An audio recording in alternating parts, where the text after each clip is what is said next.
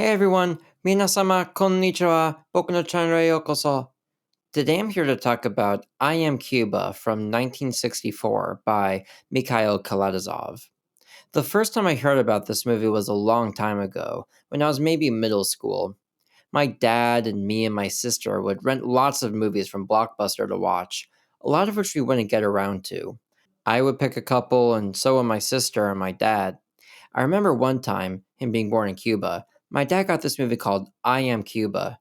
If I remember correctly, it came in a case that looked like a cigar box, and it was kind of intriguing.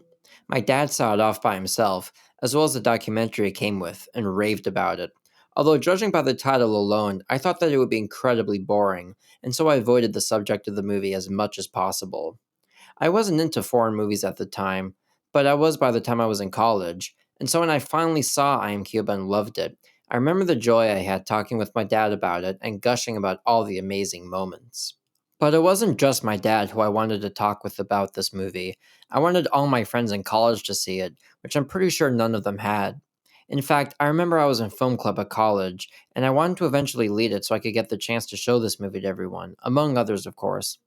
Well, I did become the president of two film clubs at my college, fulfilling my dream to share this movie with people, on the big screen no less. I was excited because watching I'm Cuba for the first time was like a revelation, especially because a 2.5 hour Castro propaganda movie with that kind of dull title was the last movie I would expect to be that. But visually, in its own unique style, this puts most other movies to shame. So, what is I'm Cuba? Well, as I said, this is a Castro propaganda movie, which is ironic because this was disliked by just about everyone and quickly faded into obscurity upon release. It's an anthology movie where each section represents a different part of Cuba. The first major section focuses on the glamorous big city and its tourists. The second focuses on the rural farmers. The third's about the student revolutionaries in the city. And the final section takes place in the jungle about the guerrilla fighting. Setting the narrative aside, I love that this truly gives a grand sense of the country and all its different elements, tied together by a single narrator who calls herself Cuba. I used to say for a while that, on principle, I generally disliked anthology movies simply because they're less coherent as a whole than just one story. But the best ones are ones that beautifully tie all the different stories together in some way, and I think this is a great example of one that does. It's beautiful because this presents so many different viewpoints and lifestyles at the time. You've got the rich, the poor, the urban, the rural, the oppressed, the soldiers, the students, the tourists, and so on. Crucially, the only point of view we're really missing is the government, for understandable reasons. But other than that, this really feels like a complete portrait of a country on the verge of massive change. The accumulative effect of all this is powerful, so that by the end, you feel just as energized as the revolutionaries. This isn't a comment on Castro. I'm the first to admit that I'm not a student of history. But the best propaganda movies have the ability to rile the audience up, no matter what the cause is, and this does a good job of that. But the thing that this movie is rightfully most known for is the camera work. Even in a world of drones and GoPros and the like, this movie looks like it could be made tomorrow. From the outset, we know we're in for a visual treat. The movie begins with a fairly standard helicopter shot, although it gives us a sense of the freedom that's to come. The second shot is a beautiful tilt to a low angle shot of a cross, matching with the trees behind it. We next go onto a canoe being guided through a serene village in the middle of the forest, with the camera literally going under houses. All of the relaxing voice of Cuba introduces the country to us. We then suddenly cut to one of the most famous shots of the movie, on top of a hotel, presumably, with rock music blasting. In this over 3 minute shot, we start by the band in the VIP section. Then we go down on the elevator to the floor beneath. Then we finally literally go underwater in the pool. When this moment happens, and the music changes to a dreamy, underwater variation of what we just heard, we know that anything is possible. It's truly a revelatory moment in cinema, I think. What other movie at the time did things like this? How many movies are this visually daring today? There are plenty more moments on this level, some of which I'll mention later, but these never feel like simple show offy moments, as you can really feel the artistry and purpose for everything. For all its bombast, there are still a great amount of quiet moments, which are usually the ones that tend to linger the longest. In fact, one of the most brilliant moments of the movie for me is a haunting flashback of a farmer's history.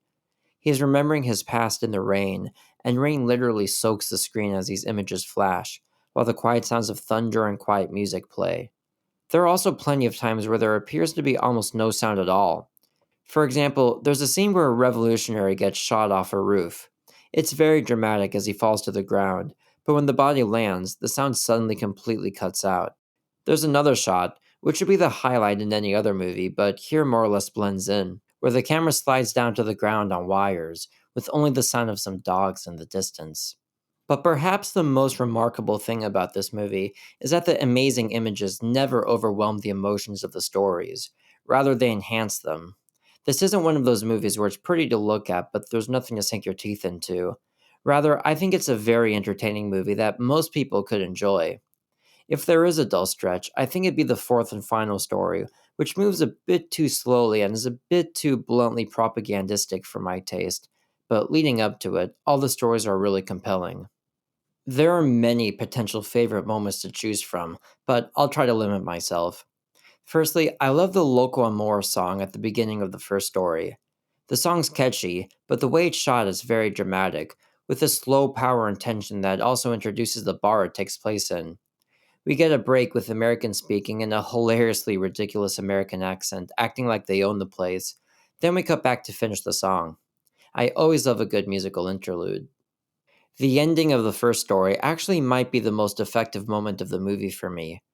One of the American tourists buys a prostitute and decides to go where she lives, I guess to satisfy some sort of curiosity. But when he leaves the house, this naive tourist is bluntly confronted with the poor conditions of the village and its people. Up until now, we've been focused on the glitz of Cuba, but now just outside the rich area, we have the poor area. The narrator says, "Why are you running away? You came here to have fun. Go ahead, have fun. Isn't this a happy picture? Don't avert your eyes. Look, I am Cuba. For you, I am the casino, the bar, the hotels. But the hands of these children and old people are also me." I also love the sequence in the third story where one of the students attempts to assassinate the chief of police. I love it because as he goes to the roof to do the job, we get a brilliant tour of the building as he makes the journey, and after he aborts the mission, back down again. There's also, of course, considerable tension as this journey is happening, as to whether or not he'll actually go through with it. And finally, there's the most famous shot of the movie, one of the most mind blowing shots in movie history. It's the end of the third story at the funeral procession of the guy we just saw. The shot begins with the girl he liked and the fellow revolutionary friend from college. The camera then magically rises to the top of a building where we see the crowd of people and people throwing flowers from buildings. We then go through a cigar factory, and we follow the workers passing a flag to the window and holding it outside, which the camera goes over and out the building. It's now going over the street and following the crowd overhead.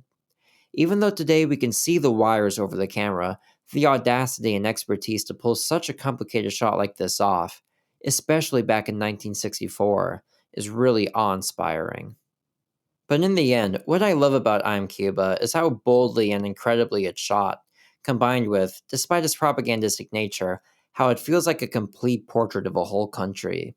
And even though it literally feels like a roller coaster at times, the narrative is given equal weight so it doesn't feel like an indulgence.